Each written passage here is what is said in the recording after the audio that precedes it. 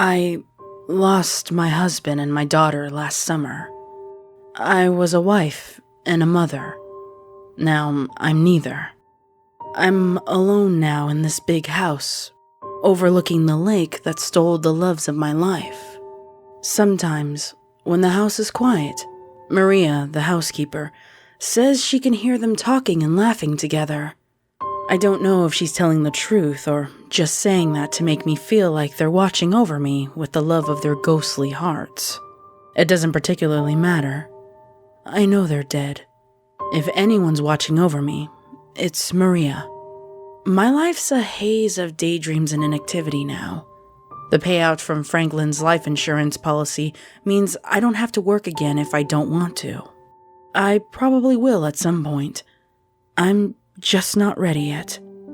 Every night, I go to bed wearing the same outfit I wore the last time I embraced my husband and daughter. It's not much comfort, but it's better than nothing. About 2 weeks ago, Maria said she saw footprints in the hallway while she cleaned. Wet ones. It took me an hour to calm her down. I love Maria, but her superstitions can sometimes cause problems.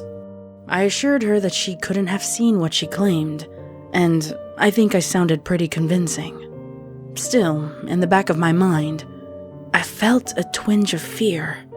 Not just fear, but hope. No, it was Maria's superstitions rubbing off on me.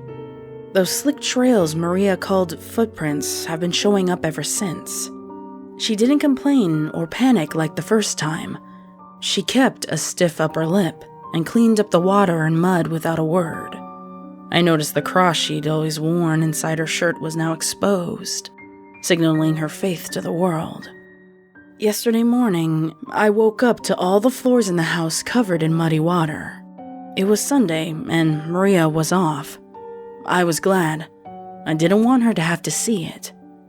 I wept as I mopped. I listened all day, praying that I'd hear the conversations and laughter Maria insisted she heard when it was quiet. All I heard was the wet sloshes of the mop with my pitiful sobs in the background. Last night, though, before I could fall asleep, I heard something moving outside my bedroom door. I knew who it was. Without turning on the light, I sat up and watched as he came into the room, his body sloshing across the floor. His smell turned my stomach, but I didn't shrink away. I'd been waiting a whole year to see him again. I refused to be afraid. He whispered in my ear for a while. Then he left. I bawled in the empty room until the sun came up. Maria came at her usual time. She was surprised to see me awake. I'd gotten up at 5 to clean all the water and mud before she would arrive an hour later. I greeted her with a cup of coffee and asked her to walk with me. She could tell that I needed to talk to someone, and she had always been my shoulder to cry on after I'd lost Franklin and Erica. We strolled in silence through the backyard. We reached the lake and sat on the small dock. I saw him last night. I confessed. I didn't look at her. I felt ashamed and nervous to admit such a thing. Maria stared at me for a while, fingering the cross on her neck, before replying. I knew he'd come back to you. Sometimes they just can't let go. I didn't say anything for a while. The sun was coming up over the treetops and burning the mist off of the surface of the lake. I thought about the time Erica asked me if the mist was the ghosts of dead fish. I thought about how it was the most adorable thing I had ever heard. I stifled my tears brought on by the memory and asked Maria, do you ever miss them? All the time.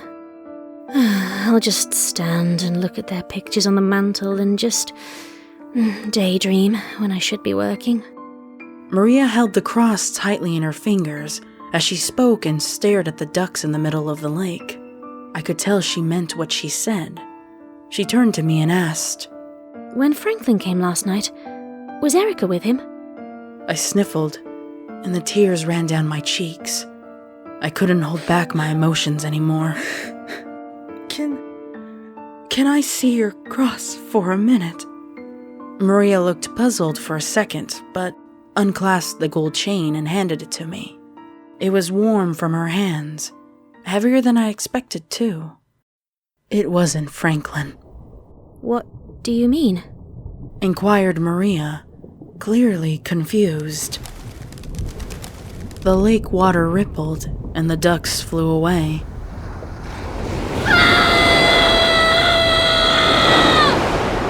Maria began to scream. I clutched her cross in my hand, feeling its edges digging into my skin. Silently, he rose from the lake. All of him. Not just the part he had sent to me last night. Before Maria could run, he wrapped his tendrils around her legs. His colossal bulk towered over us, all mouths and tentacles and tendrils and hideous gaping orifices. A thick red tentacle with a purple gash in it descended on top of Maria's head. I'm sorry, I told her. The loudness of the sucking sounds caused birds to fly from the trees, and my hands covered my ears as I watched. Maria's body contorted as she was turned inside out, her femurs erupting from the hole in her head before her hips shattered the skull entirely. He drank Maria as I clasped the chain from her cross around my neck. He was finished in minutes. A smaller, thinner tendril slithered up the side of my body and wrapped around my ear. Again, next year, and I might give one back. I remember the agreement. As I spoke, a yonic cavern in the main bulk of his body split open. The head and torso of Erica appeared. Her mouth opened as she vomited grayish red jelly into the lake. She saw me and choked out. It hurts, Mom. Before he resealed the hole and slipped noiselessly back into the water.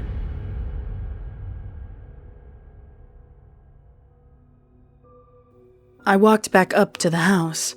Maria's cross felt cold and heavy around my neck. I sat at the computer and sipped on my coffee. I browsed for a few minutes. There was no shortage of available housekeepers for hire. I sent a few messages, and one immediately replied. Melissa. She gave me her number, and we chatted for a little while. She seems nice. I'm interviewing her in person tomorrow. On the phone, she sounded excited.